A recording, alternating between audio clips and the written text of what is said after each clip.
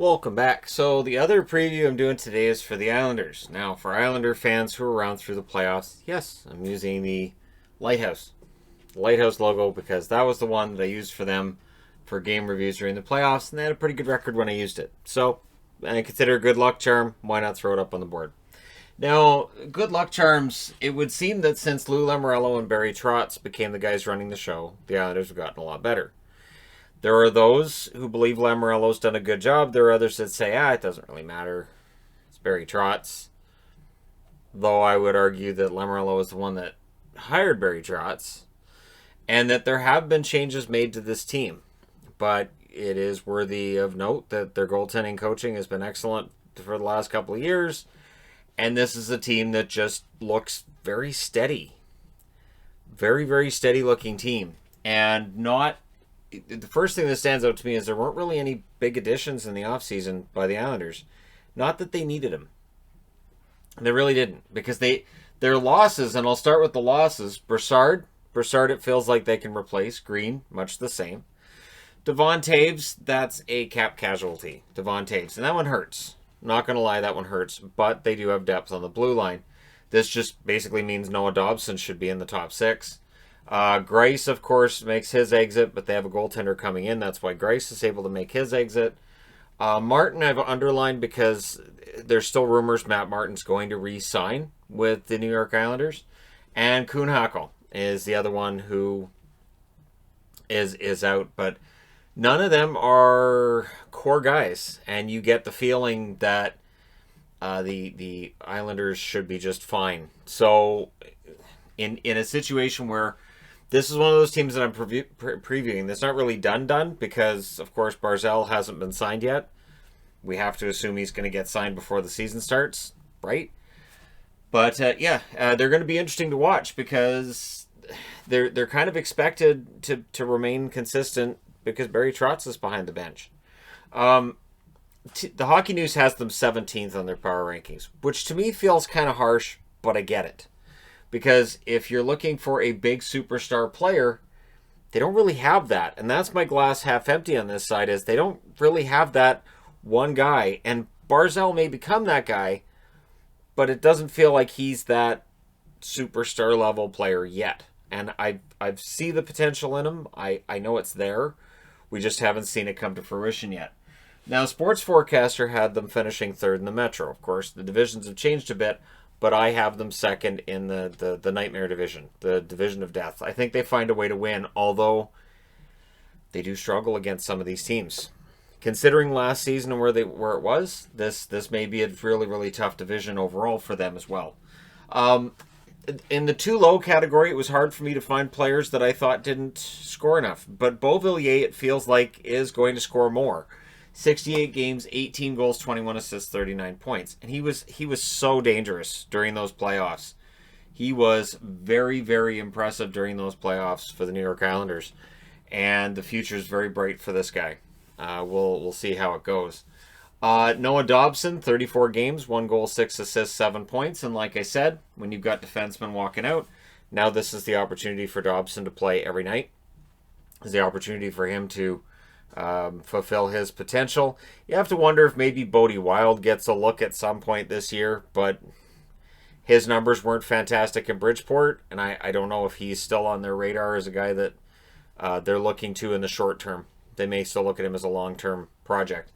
And of course, rookie to watch is going to be Ilia Sorokin, the goaltender that's coming in, that they're counting on to probably, I would think, split starts with Varlamov, because Sorokin's got that kind of hype behind him. And with Grice and Varlamov, it was a platoon situation. So you have to think it's probably going to be that for the Islanders again. And as I said at the start, their goalie coach, solid enough that it doesn't feel like it matters who's in their net. That they can just switch out goalies at random. If somebody told you, hey, so next year the Islanders are going to ditch Varlamov and they're going to bring in somebody else, I don't think people would panic.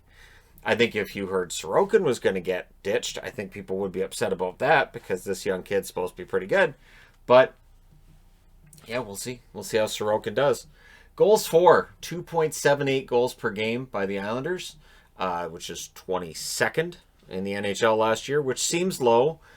but not really. They got outshot a lot, and it's something that I think they need to work on, where they just didn't look offensively dangerous. They relied a lot on the counterattack, which meant they didn't score enough. But their goals against were solid, 2.79 per game, which was ninth overall. Notice they allowed like one more goal than they scored, kind of thing. So again, the 96 points, what they projected out to this year was pretty good, but it is down from 103 the year before, which is well above the 80 they had the year before that. Remember when Tavares went to Toronto and everybody goes, all right, well, that's it. The Islanders are done. Toronto might be a Stanley Cup contender now. The Islanders are done. Yeah, that's not the way things have worked out so far. But we'll see. We'll see how things go for them this year. Now, their power play was not great. 17.26%, which is 25th. This is a team that has the players to have a good power play. So that's something they're going to have to fix. Their penalty kill, right around middle of the pack. 80.68%, which was 15th overall. And as I said, for big additions, there really weren't any, unless you count Sorokin, which is fine. But as a rookie, he's already on the board twice, and I've already talked about him a couple of times, so there's only so many times I can say his name, right? Their core six, this is where it gets interesting. So Varlamov, to me, doesn't qualify at this age because he's 32 years of age. So when I'm looking at the core six, that's your core going forward. I've got Barzal and Beauvillier as automatics as good young forwards. And then I lean towards Nelson as probably being there for a while, because outside of Barzal and Beauvillier, this is an older team in a lot of ways too. And yet on their blue line, they've got Pulock and Pelech, who are the same age, and they're going to be around for a while. I believe they're both 26. So there's no reason to have any kind of panic. But this is a mostly veteran lineup, older lineup probably, I would think, compared to a lot of other teams, but not ancient old exactly either. Just rolls four lines. And we'll see how things go. And I've got Sorokin there. I've put an asterisk because we haven't seen him play yet in the NHL. But you get the feeling that he's going to be their starting goaltender. And if he plays as well as advertised, if he plays up to the level of Shesterkin or the level of Samsonov, and if those three have a little like mini competition between the three of them, Sorokin could push his way to the starter job as soon as this season. And then maybe you do see Varlamov end up out of there. Maybe you do see Lou Lamoriello saying, you know what, Sorokin's our guy who would like to have Varlamov, and with the year of expansion in Seattle, you might find a taker. It's possible. So I've talked about the management on this team, which I think is excellent. Glass half full, Trotz means wins. So this is one of those things, and it dates back to Nashville days. Nashville in their expansion years, and I'm talking about like their first 3 or 4 years, there were plenty of games they won that they rightfully shouldn't have. You look at their roster, and it wasn't very good. But Barry Trotz was able to coach to whatever the strengths were of his team. And if his team was a heavy team, good defensive team, he'd coach them that way. When they got the flash and dash, he could coach them that way as well. Now with the Islanders, he has done his best to keep everything nice and level, keep the defense going, and maybe that's at the expense of the offense, right? Because Matthew Barzal, I think, is going to be a superstar, but I don't know if he gets those superstar points in Trotz's system. Goaltending and defense are always going to be strengths for the for the Islanders here. Well, I would say the Oilers. Same colors, right? So makes sense that I'd have orange and blue. Sure, Oilers. Islanders and the four lines. You will always see that 4-line rotation from the Islanders as long as Trotz is behind the bench. And again, this goes all the way back to when he was Nashville's coach. And how well coached that team really was, which you have to think maybe it hurt Nashville. Because think about it. He's coaching them to wins they probably shouldn't get, which means they're finishing higher in the standings than they probably should, and they're probably missing out on prime prospects as a result. So it's possible that Barry Trotz hurt the Nashville Predators. Think about that one for a second.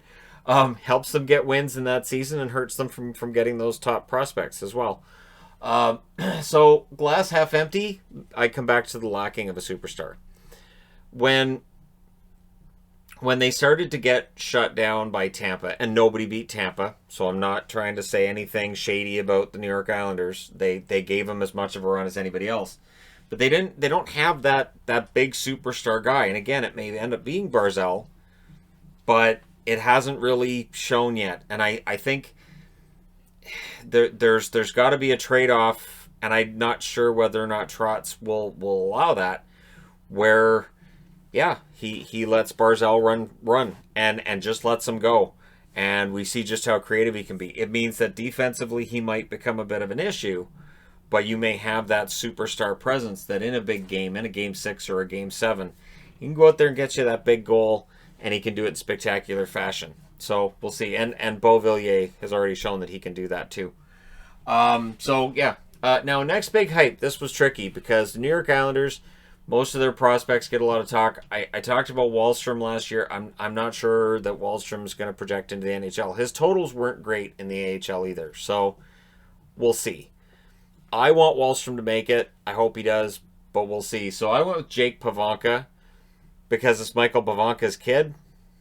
NCAA player, and sure, why not Jake Pavanka? He's a player down the middle, and every team needs centers all the time. You can't have too many centers, so sure, the next big hype for the Islanders, Jake Pavanka, because why not? Sure, I thought about Bodie Wild, but looking at his stats from last year, I'm not sure.